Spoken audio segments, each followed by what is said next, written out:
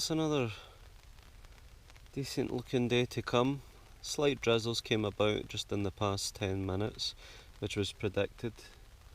30% chance of rain within the next hour according to the Met Office, and here it is.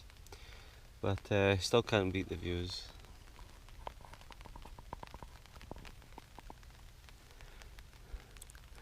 This is what Arran looks like from the Isle of Bute at 8 AM.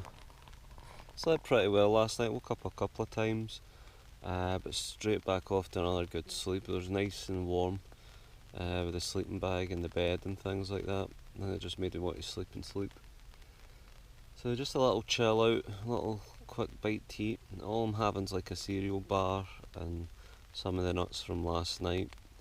I've got a couple of good army ration packs with me, and I'll get them later with good meals.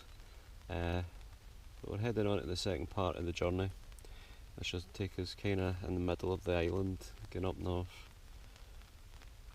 and see where we get.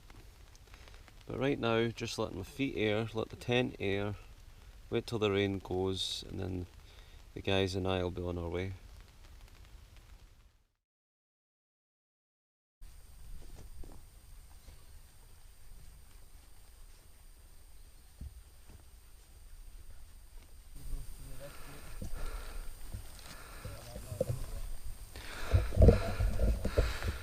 We're only about 10 minutes up the hill now, back on the trail for day 2.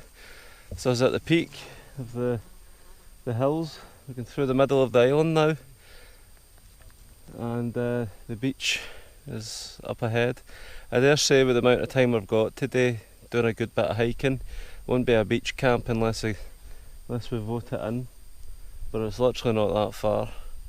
So keep watching and see where we end up.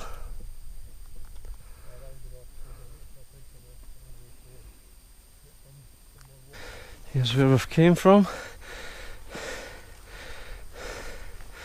Up the hill. Come through here, down and up. Markers are brilliant here so far. You can't go wrong. Just keep your wits about you. Sometimes it's easy to go in a path that's made until you see a signpost telling you it's here in the other direction. So as long as you keep your wits, so far so good. I would say the markers are less confusing and more easy to follow than the West Highland way, based so far my own experience. What the views. Never gets tired, never gets dull. And I don't mean Eddie.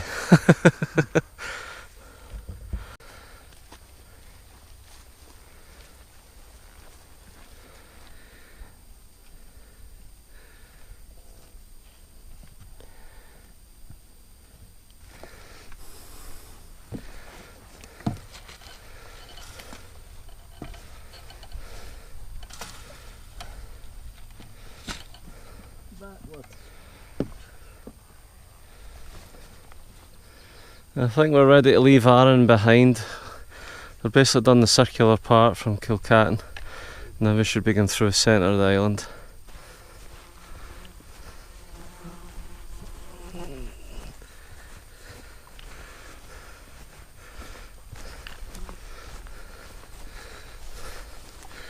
It must be like the 4th sign we've seen in a couple of 100 yards, telling us which direction, and there's another one right up there where Eddie's heading to right now.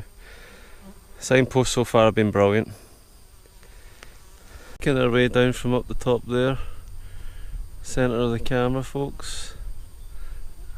This is the site still. We've got a good downhill bit to go now. Bit more vegetation, but nothing to worry about in terms of thorns or nettles. The odd little Scottish thistle, but that's all. We do like to put in some spontaneous gates. There's one right in the middle of the plantation up there. It's a bit of a tight squeeze, but it was alright. But I would say further up we've went here in this area, it's teeming with flies and blue bottles. Not midges, so it's not so bad, but definitely a lot. You think they're just following you about constantly, so I'm I'm waving the stick and flipping about. I did get a bite in my arm, so we'll see how that looks earlier. But I've got the bite, sting stuff to put on, which I'll do later once we settle up in the new camp. I think obviously we're getting down the bottom here and along, see where it's taking us. But this is the circular part done at Kilcatan, and then we're going back up through the main stream of the island. I'm just going through a little bit of the woods now as we've come down the descent. I think we probably came the right way. Imagine climbing this. Yeah, definitely. It's a bit cool in the shade here. Lovely.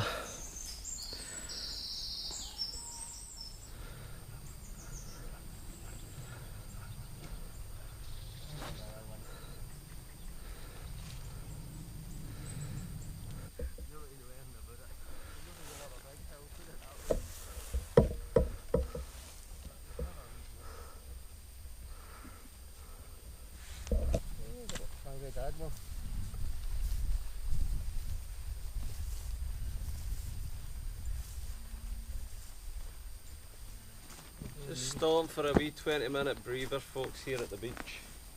We're on the trail now. Probably another good few hours worth of walking. See if we can reach Rothsay maybe. If not, tomorrow. We've just come over the golf course at the outskirts after the farmland. We're here at the beach still enjoying the views. But we'll be heading off in 10 minutes.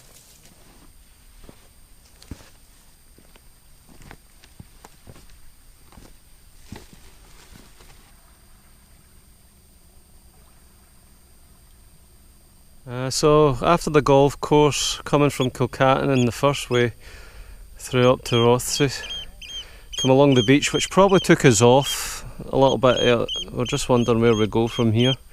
But as soon as you spot the caravans and the cows, they did say go for the farm, and there is a signpost there which gave the part away, so don't go towards the end where the second caravan is. Just don't mind the cows and walk through. Keep walking, don't stand.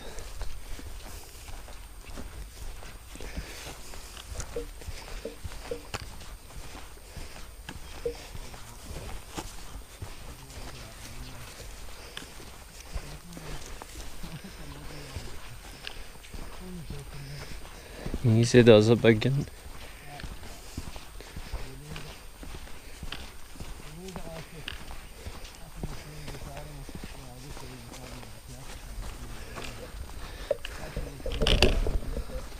Not particularly something I might have done myself, but hey ho, it's done. Let's take it easy. Obviously, it'd be a big difference maybe if the calves were there, because I know there are reported stampedes and people getting hurt or killed. Just protecting the calves, but we're alright. We're back on the trail. Along the beach and up the trail there with the farm, and it brings us to this sign here. We're on the road, first time hitting the road since we started yesterday from Kilcatan. And a camper van, that's in the bucket list. But we are moving along on the road now, see where this leads us to. Have a picture of that.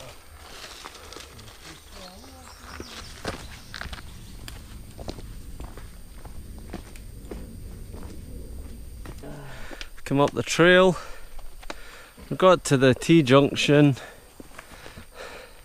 and we're going along this way. Onward bound. I believe we've reached up the top of a summit with this monument there. Nice little bit of jerky and some nuts as a snack to keep us going. The guys are just up ahead. We're starting to see the same peaks way in the distance that we saw from Rothsay Harbour, so we must be nearby. Looking at the map, it's a good few miles onward. I best go and catch up with the guys after our little refuel, see where we lead. Let's go.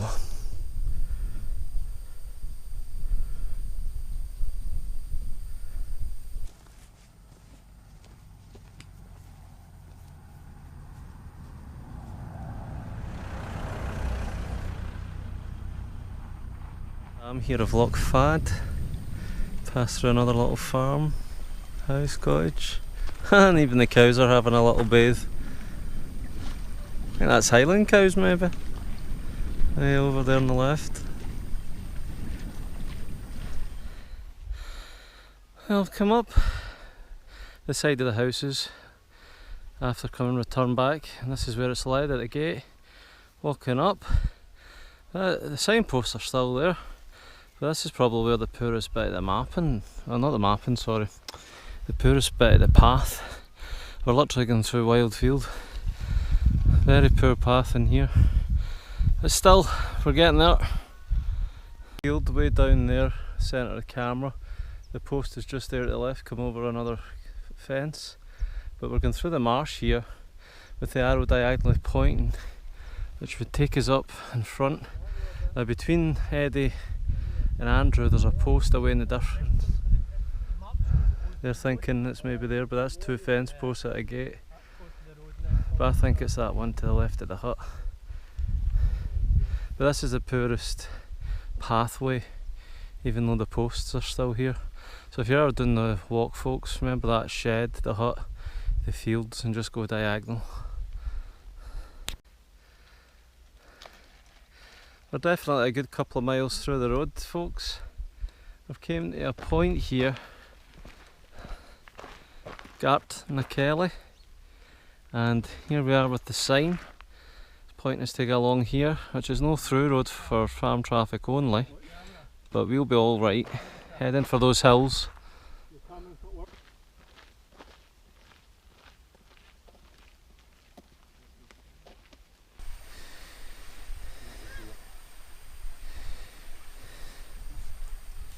Well, we've finally found a spot. As you can see, we're crammed in a little bit, but surely good enough for a good night's rest after the hike we've done today. We're at Ettrick Bay. Yep, Ettrick Bay. We went maybe a few hundred yards further down because the signpost had us going up the hills behind, which I'll show you in a second. But we continued down to the bay to see if there was a camp spot. We saw some wigwams in the cafe and we thought we're in luck even to pitch for a fiver, but unfortunately it's private hire, and the families couldn't have been any nicer and want us to even use their showers and accommodate us pitch there, no problem. But it's whoever owns it and things like that when they come in the morning. So the beach wardens were out cleaning up and they nominated the spot that's here behind us looking out to the bay and the water. So we're back looking over at a beautiful Arran from a different angle. We're pitched for tonight. My legs have been absolutely killing me, my ankles and feet especially. Had to get the knee bands on. Don't know what's going on because I've been going to the physio more of the lower back and I have to do these stretches on the legs, so maybe that's what it is with the weight. I've certainly done some plenty of exercising, so time to relax. The rain's staying off for now, even though we feel a little spittle coming here and there, and just get a good night's sleep, hopefully get the rest of it done tomorrow. But let me give you a 360 view what's all around us.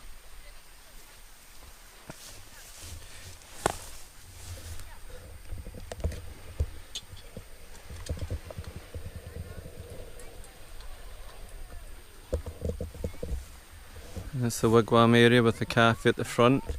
Might sit there tomorrow for a brekkie depending.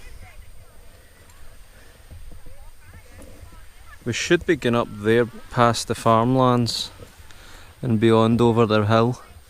But one thing about the West Island Way is it hasn't been the greatest accommodating for wild camping. Out the whole island I don't think there's been really a spot we've found where we could have went to today other than where we're at. And we've been hiking for a good 10-11 hours with the odd break here and there. So no more hope through the farms. We've pitched where we are and we came from all the way along there and behind the hills. Time to get some relaxing.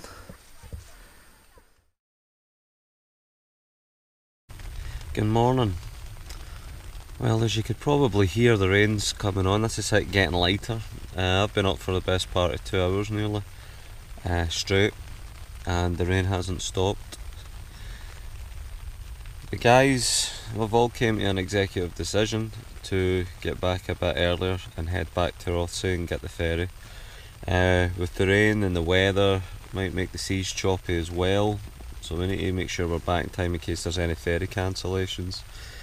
I'm starting to get blisters on the feet. Now normally that wouldn't be an issue because if you've seen my West Highland Way videos, it's a case you just get them treated and then it's done.